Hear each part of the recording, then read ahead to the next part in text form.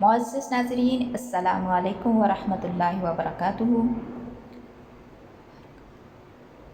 الحمدللہ ثم الحمدللہ، اللہ کی توفیق سے، اللہ کی رحمت سے دوبارہ اللہ تعالیٰ نے ہمیں صحت و عافیت کے ساتھ مجھے اور آپ کو جو سن رہے ہیں اس کار خیر کے لیے دوبارہ سے توفیق دی ہے۔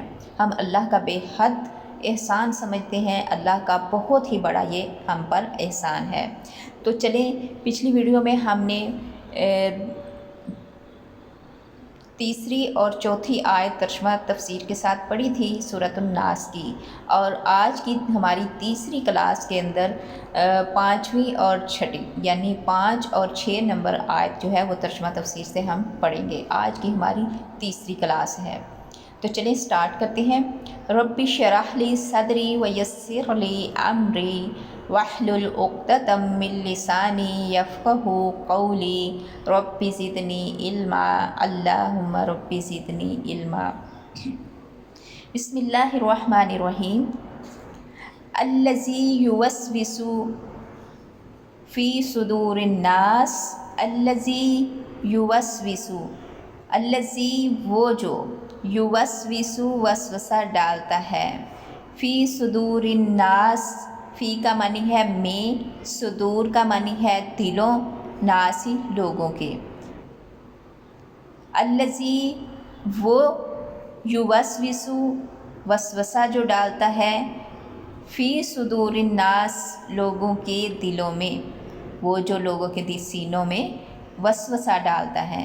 یہ آیت نمبر 5 ہے، اس کا ترجمہ پیش کر چکے ہیں، آگے ہے تفسیر اس کی۔ الذی یوسوس فی صدور الناس، وسوسہ ڈالنے والے کے شر سے پناہ مانگنے کا مطلب یہ ہے کہ آدمی اس بات سے اللہ کی پناہ مانگتا ہے کہ وہ اس کے دل میں کوئی وسوسہ ڈال دے، ٹھیک ہے، اور اسے راہ حق سے ہٹا دے، اور اس بات سے بھی کہ وہ لوگوں کے دلوں میں وسوسے ڈال کر انہیں ان کے خلاف بھڑکا دے، جس کے نتیجے میں دین پر عمل کرنے اور اس کی دعوت دینے کے راستے میں وہ اس کے لیے رکاوٹ بن جائے۔ دونوں صورتوں میں اللہ تعالیٰ ہی اس کے شر سے بچا سکتا ہے، اس لیے اس کی پناہ مانگنے کی تعلیم دی گئی ہے۔ نمبر 2، آدمی کوئی نیکی کرے یا برائی، اس کا آغاز دل میں اس کا خیال پیدا ہونے سے ہوتا ہے۔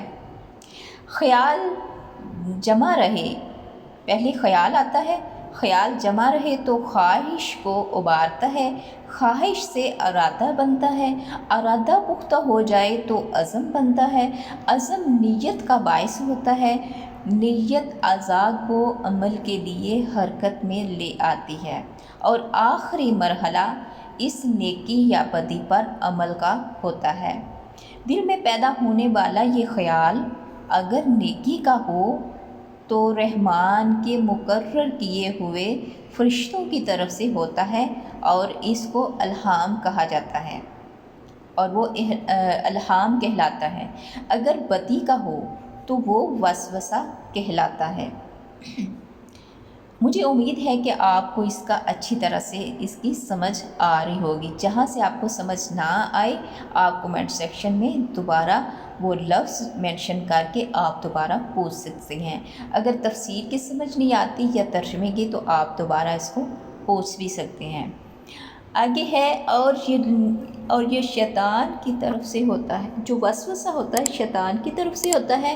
ان دونوں کا فرق اس طرح ہم معلوم کریں گے، ہمیں ایسے معلوم ہوگا کہ اگر وہ خیال کتاب و سنت کی روح سے نیکی کا کام ہے، نیکی کے کام کی طرف لے کے جا رہا ہے تو وہ الہام ہے۔ کتاب و سنت کا اس میں ہونا بہت ضروری ہے، یہ نہیں کہ کوئی بھی اچھا کام نیکی بن جائے، ایسا نہیں ہے۔ جو کتاب و سنت کے مطابق ہے وہی نیکی کا کام ہے، تو وہ الہام ہوگا، ورنہ وسوسہ ہوگا۔ اور وسوسہ ڈالنے کے شر سے پناہ ہم مانگتے ہیں، یعنی اس صورت میں اللہ تعالیٰ نے ہمیں یہ بھی تعلیم دی ہے کہ وسوسے جو ڈالتا ہے نا اس سے پناہ مانگو۔ جہاں سے برائی شروع ہوتی ہے وہیں تم اللہ کی پناہ میں چلے جاؤ، تاکہ اللہ تعالیٰ شروع ہی میں تمہیں اپنی پناہ میں لے لے، جس سے نہ وہ وسوسہ دل میں جگہ پکڑے گا اور نہ بعد کے مراحل کی نوبت آئے گی۔ نمبر 2، وسوسہ ڈالنے والوں کا شر صرف ایک ہی قسم کا نہیں ہوتا، بلکہ وہ کئی طرح سے انسان کو راہ حق سے ہٹانے کی کوشش کرتے ہیں۔ حافظ ابن قیم رحمہ اللہ اور دوسرے اہل علم نے اس کی کئی صورتیں بیان کی ہیں۔ سب سے پہلی تو وہ صورت یہ ہے کہ وہ آدمی کو صریحاً کفر و شرک اور اللہ اور اس کے رسول کی بغاوت اور دشمنی پر آمادہ کرتے ہیں۔ اگر اس میں ناکام ہوں اور ناکام ہو اور آدمی ایمان پر قائم رہے تو وہ اسے دوسرے یعنی شرعی جو کام ہیں ان کو بدعات میں پھسلانے کی کوشش کرتے ہیں۔ جو شریعت کے کام ہیں ان کو بدعات کی شکل دے کے اس میں پھسلا دیتے ہیں۔ بدعت میں مبتلا کرنا انہیں آدمی کو بڑے سے بڑے گناہ میں مبتلا کرنے سے بھی زیادہ پسند ہے۔ یعنی وہ یہ کہتے ہیں کہ نئے سے نئے کام خود ساختہ کام نیکی کے بنا کے نا ان کو سنت اور شریعت بنا دینا، بدعات نئی نئی شروع کر دینا، یہ زیادہ پسند ہے کہ بڑے سے بڑے گناہ کرائیں۔ گناہ کوئی بھی کبیرہ گناہ کوئی بھی ہے، بڑے سے بڑا ہے، بہت ہی ناپسند ہے، لیکن یہ جو بدعت ہے یہ زیادہ شیطان کو پسند ہے کہ جب وہ بدعت کرواتا ہے نا تو اس سے وہ زیادہ خوش ہوتا ہے، کیوں کہ یہ ایسا گناہ ہے جسے آدمی نیکی سمجھ کر کرتا ہے۔ اگر وہ سنت پر قائم رہے تو اسے کسی نہ کسی کبیرہ گناہ سے آلودہ کرنے کی کوشش کرتے ہیں، خصوصاً اگر وہ دینی عالم ہو تاکہ بدنام ہو کر دین کا کام نہ کر سکے۔ اگر اس میں کامیاب بھی نہ کر سکے تو نیکی کے کاموں سے ہٹا کر ان کاموں میں لگانے کی کوشش کرتے ہیں جن میں نہ ثواب ہے نہ عذاب، اور اس طرح یعنی ان کی عمر جو ہے وہ ساری کی ساری برباد کرنے کی کوشش کرتے ہیں۔ مطلب جو نیکی کا کام ہے اس کو نہیں کرنے دینا، جو نیکی کا کام نہیں ادھر لگا دینا۔ اگر وہ اس وقت کو بیکار کاموں میں لگانے پر کسی صورت آمادہ نہ ہو تو نیکی کے بڑے کام سے ہٹا کر چھوٹے کام میں لگانے کی کوشش کرتے ہیں، مثلا دعوت و جہاد سے ہٹا کر نفلی نماز روزے میں لگا دیتے ہیں۔ یہ بھی نہ ہو سکے تو دل میں ریا یا اپنے عمل پر غرور پیدا کرنے کی کوشش کرتے ہیں۔ اگر وہ عمل پر غرور پیدا کرنے کی کوشش کرتے ہیں، اگر وہ کسی صورت میں ان پر بھی قابو میں نہ آئے تو شیطان اور اس کے وہ چیلے بے شمار طریقوں سے اپنے جو بدنام چیلے ان کے ہوتے ہیں نا ان کے ذریعے اسے بدنام کرنے کی کوشش کرتے ہیں، تکلیف پہنچانے کی کوشش کرتے ہیں، یعنی کچھ نہ کچھ ان سے کچھ نہ ہو سکے تو اسے غصہ دلا کر اس آدمی کو کبھی کسی طریقے سے بدنام کرتے ہیں، کبھی کسی کے طریقے سے بدنام کرنے کی کوشش کرتے ہیں۔ اگر وہ بھی نہ ہو سکے تو اسے غصہ دلا دیتے ہیں، غصہ دلا کر اس کے فہم اور شعور سے اس کو بیگانہ کرنے کی کوشش کرتے ہیں، اور اس وقت بھی اگر وہ اللہ کی پناہ میں چلا جائے تو ان کی تمام کوششیں ناکام ہو جاتی ہیں۔ سورۃ اعراف آیت نمبر 200، اللہ تعالیٰ اس آیت میں فرماتے ہیں، اور اگر تجھے شیطان کی طرف سے کوئی چونکا لگے، یعنی شیطان تجھے غصہ دلائے تو اللہ کی پناہ مانگ، غرض موت تک یہ دشمن اپنی دشمنی سے باز نہیں آتے۔ اللہ تعالیٰ ہمیں آخرت یعنی آخری وقت تک اپنی پناہ میں رکھے، آمین۔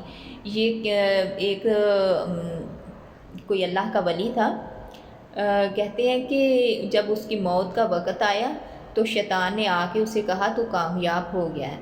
تو جو پاس لوگ کھڑے تھے وہ یہ دیکھ رہے تھے، وہ اس کو کلمے کی یا کوئی اور تلقین کر رہے تھے، تو وہ اپنی بہوشیوں مدہوشیوں میں تھا، تو اس نے شیطان سے کہا کہ نہیں، ابھی میں کامیاب نہیں ہوا، کہ تو نے اتنی نیکیاں کی تھی یہ وہ، تو کامیاب ہو گیا۔ لیکن اس نے کہا نہیں۔ تو دیکھنے والے لوگ جو تھے وہ یہ سمجھ رہے تھے شاید یہ ہمیں نہیں کہہ رہا ہے۔ تھوڑی دیر بعد جب اس سے پوچھا، تھوڑی ہوش آئی، تو اس نے کہا میرے پاس شیطان آیا تھا، وسوسے ڈال رہا تھا، اور وہ مجھے کہہ رہا تھا کہ تو کامیاب ہو گیا ہے۔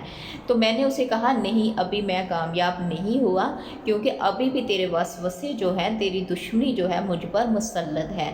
تو میں نے اس کو اعوذ باللہ من الشیطان الرجیم پڑھ کے اس کو دور کیا، بھگایا، اور پھر اس نے کلمہ پڑھنا شروع کیا، اور اسی پر پھر اس کا اختتام ہوا کہ اس نے اللہ کی پناہ مانگی۔ تو یہ آخری وقت تک ساتھ رہتا ہے۔ تو اللہ تعالی ہمیں اس کی شر سے بچائے اور ہمارا خاتمہ ایمان پر کرے۔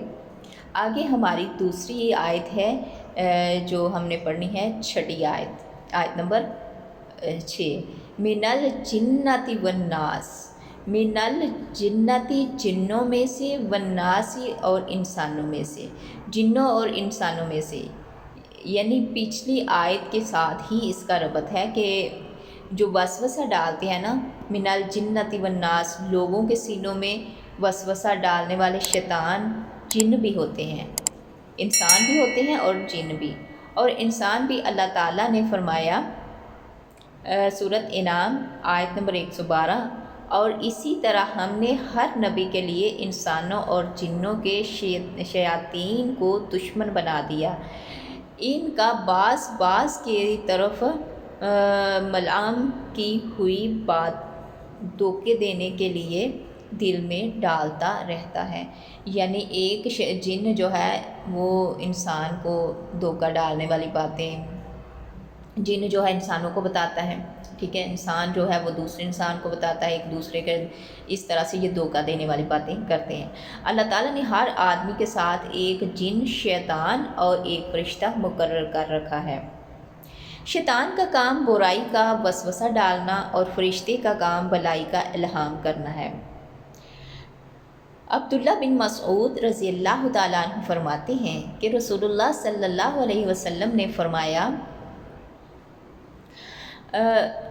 حدیث مسلم میں ہے، 2813 نمبر آیت ہے، یعنی 2813 نمبر حدیث ہے، آیت بول دیا، حدیث ہے، تم میں سے ہر ایک کے ساتھ اللہ تعالیٰ نے جنوں میں سے اس کا ایک قرین یعنی ساتھی مقرر کر رکھا ہے۔ صحابہ نے پوچھا یا رسول اللہ، اور آپ کے ساتھ بھی، یعنی اللہ نے آپ کے ساتھ بھی مقرر کیا؟ آپ نے فرمایا ہاں، میرے ساتھ بھی ہے، مگر اللہ تعالیٰ نے اس کے مقابل میں میری مدد کی تو وہ میرے تابع ہو گیا ہے، اور وہ مجھے خیر کے علاوہ کوئی حکم نہیں دیتا۔ صحیح مسلم کی اسی حدیث میں سفیان سے مروی یہ الفاظ ہیں کہ مسلم میں بھی یہ حدیث ہے، ہر آدمی کے ساتھ جنوں میں سے اس کا قرین ساتھی اور فرشتوں میں سے ایک قرین ساتھی مقرر کیا گیا ہے۔ رسول اللہ صلی اللہ علیہ وسلم نے 2 انصار صحابہ سے فرمایا، ان شیطان، یہ جو شیطان ہے نا، یہ حدیث بخاری میں بھی موجود ہے، حدیث نمبر بخاری میں جو ہے 3281 یا 3281 نمبر حدیث ہے۔ شیطان انسان میں خون کی طرح گردش کرتا ہے، اور مجھے یعنی ڈر ہے، میں ڈرا کہ وہ تمہارے دلوں میں کوئی وسوسہ یا فرمایا کوئی چیز ڈال دے گا۔ شیطان اور اس کا جنی قبیلہ جو ہے انسانوں کی نگاہوں سے مخفی رہ کر فتنہ انگیزی کر سکتا ہے اور کرتا ہے۔ دیکھیے سورۃ انعام آیت نمبر 27، انسانی شیطان تو وہ ہمیشہ چھپ کر تو حملہ آور نہیں ہو سکتے، مگر اپنی باتوں اور طرز عمل سے وسوسہ ڈالتے اور دل میں برائی کا بیج بو دیتے ہیں۔ دوسرے، وسوسہ ڈالنے والوں کے علاوہ انسان کا اپنا نفس بھی جو اس کا اپنا نفس ہے وہ بھی وسوسہ ڈالتا ہے، اس کی غلط خواہشات اور بد عمالیاں جو ہیں اسے برائیوں کی طرف اکساتی ہیں، ابارتی ہیں۔